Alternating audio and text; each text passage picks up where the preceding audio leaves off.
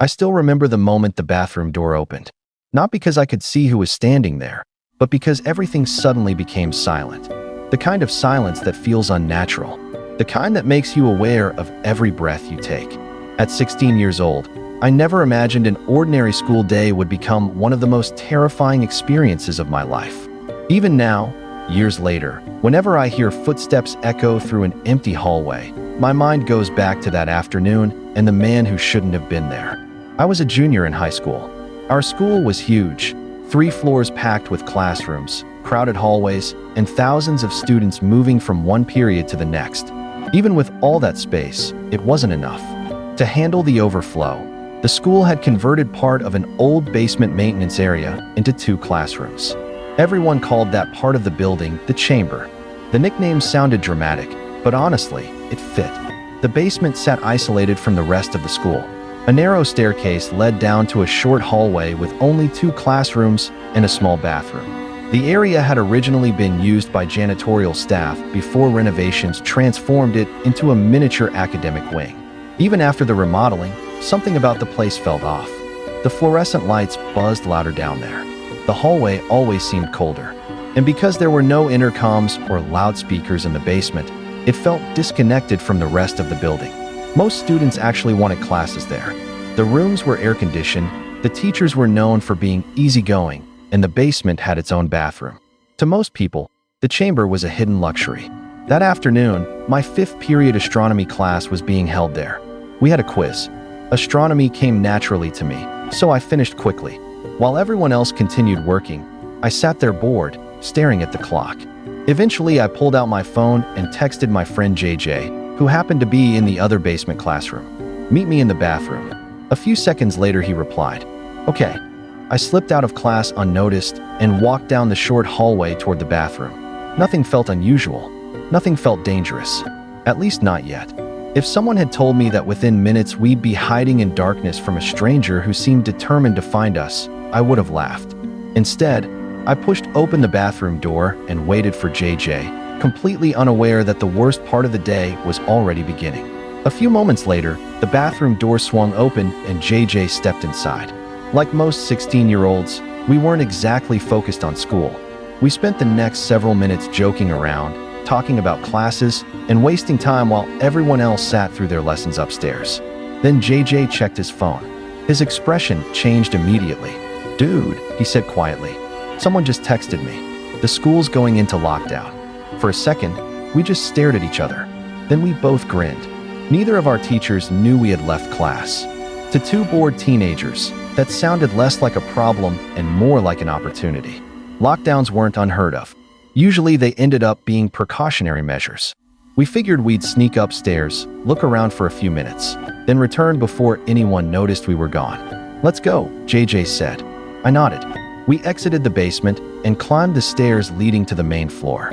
The moment we pushed through the door, our excitement disappeared. The hallway was dark. Not dim, dark. Every classroom door was closed. The lights throughout the corridor had been switched off. Only a faint glow from distant lobby windows provided any visibility. We stopped immediately. This wasn't how lockdowns usually looked. A strange tension hung in the air. The building felt abandoned. No voices, no movement, no footsteps, just silence. I remember looking at JJ and realizing he was thinking exactly what I was. Something serious was happening. Then JJ leaned forward slightly. "Who's that?" I followed his gaze. At first I couldn't see anything. Then a shape emerged from the darkness. A man. He was walking slowly toward us. The distance made it hard to identify him, but something immediately felt wrong.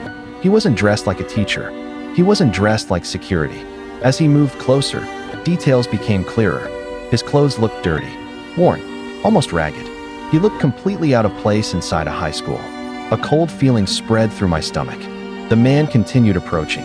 Not running, not speaking, just walking, watching. "Let's go," I whispered. That was all it took. JJ turned immediately. We rushed back through the basement door and hurried down the stairs. Behind us, I couldn't shake the feeling that the stranger had seen us.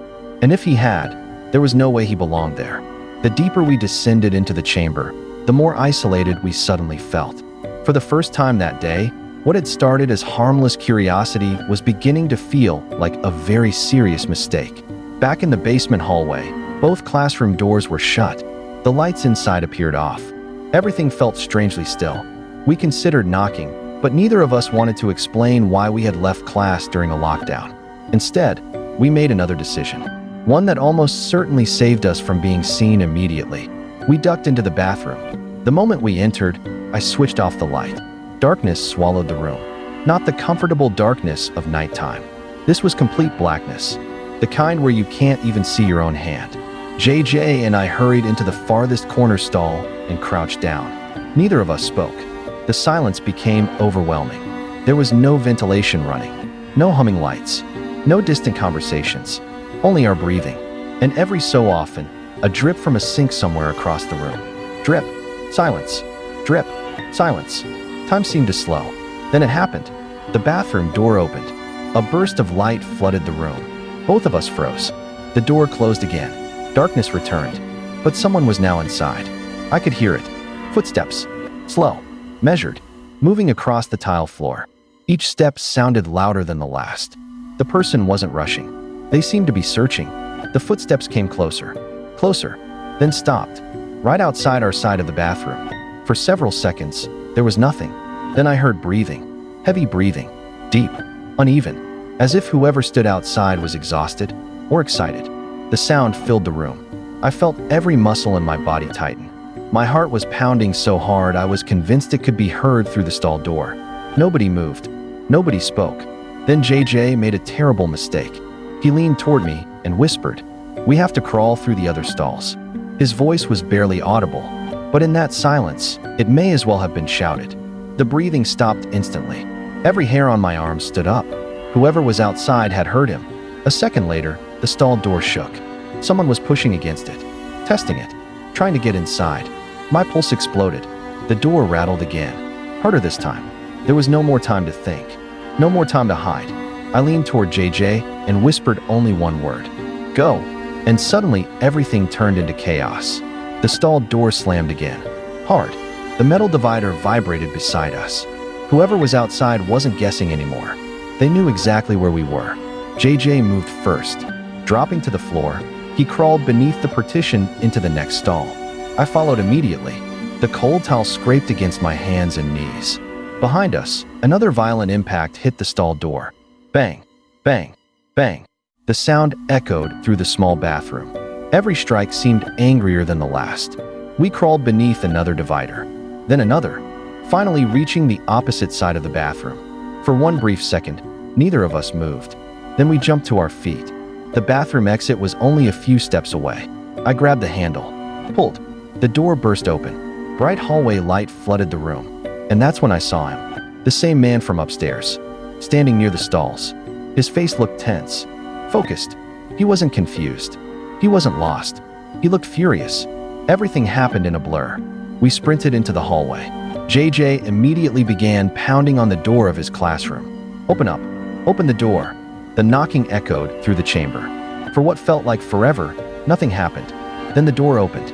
We practically fell inside. The teacher slammed it shut behind us and locked it. Everyone in the room stared.